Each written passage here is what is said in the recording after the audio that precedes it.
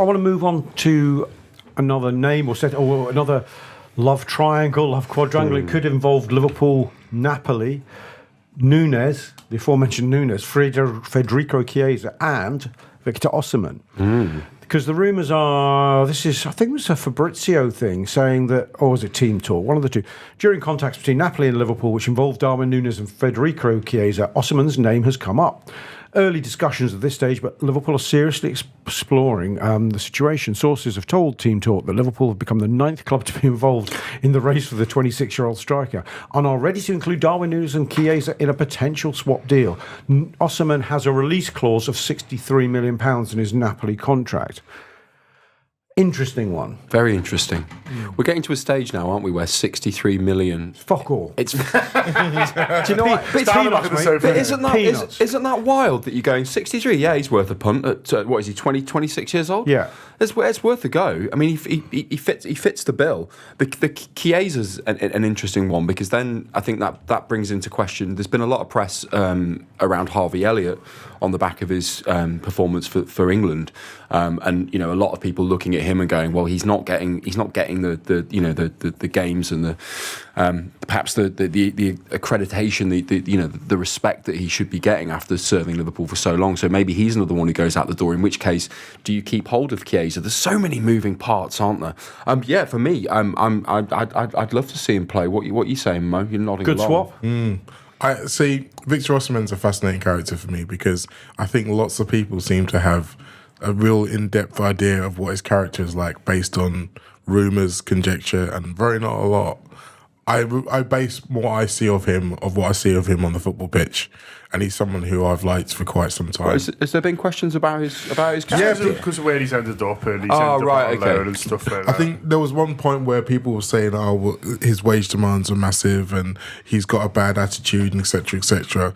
People who say he's got a bad attitude because he's fallen out with Napoli, I'd like you all to go back and Google all the things that Napoli have done to him, and that might explain why he has a bit of a bad attitude when it comes to them. I think as a talent, I think he is a class above most of the strikers who are moving this summer, who have been rumoured this summer.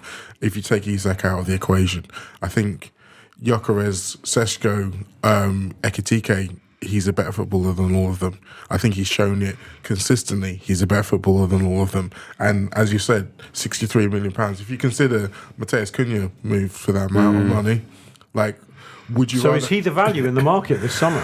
Potentially, yes. I think the problem for Liverpool is that if you're buying him at 26, he's probably going to want a decent length of contracts, 4 years plus.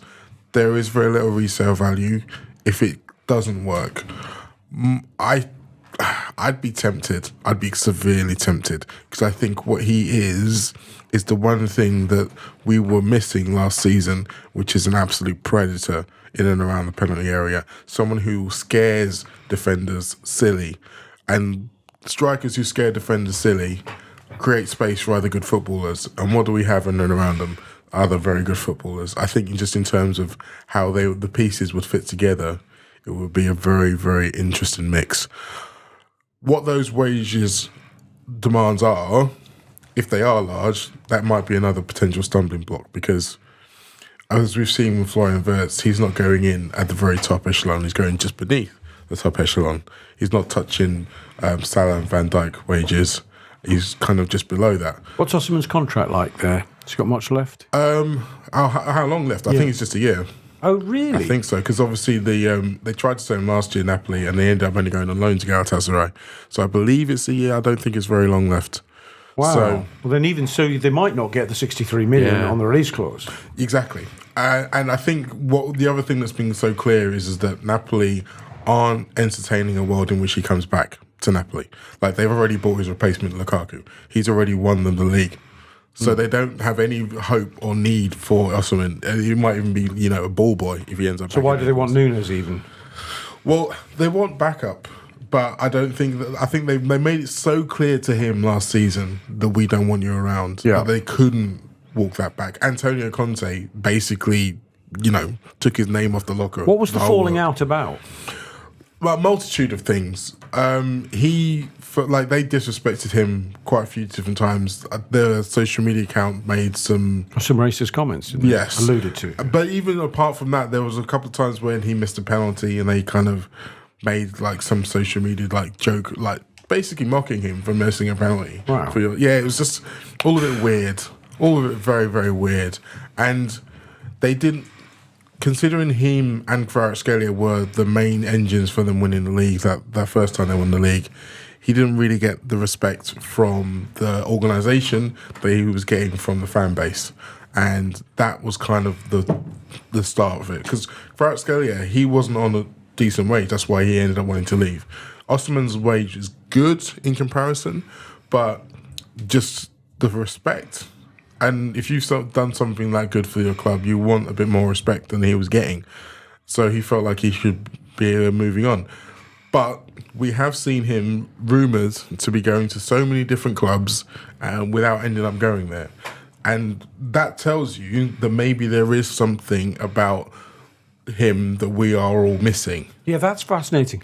Stay with you on it, Mo, because against all odds, he ends up at Galatasaray. No disrespect to the Turkish league, but it isn't a top 5 league. The transfer window's just open later, isn't it? So basically, he couldn't get the deal he wanted, and then they do an extra week, and so that's why he ended up there. But it's not pure money, because he's already turned down a couple of Saudi moves, and the potential wages, the reported wages for those were eye-watering, to the point where if he was only interested in money, then that's where he'd have gone. So he believes that he can still play football at the top level, and he's right. He very much is right. He can. So who pulls the trigger really ultimately on him? He's going to move, and a big club's going to take him. We assume. I personally think that if Manchester United had European football, they probably would have made a stronger play for him. But I don't think that he'd want to go there without that. I hope you're enjoying this free show at the moment. Loads of excellent, exciting stuff on the Anfield app. If you want to be part of the whole thing, you can download the Anfield app and go from there. Or you can subscribe via the YouTube membership as well for video-only content and other bits and pieces. We love doing these shows. We love that you watch them. So come, be part of the journey with us.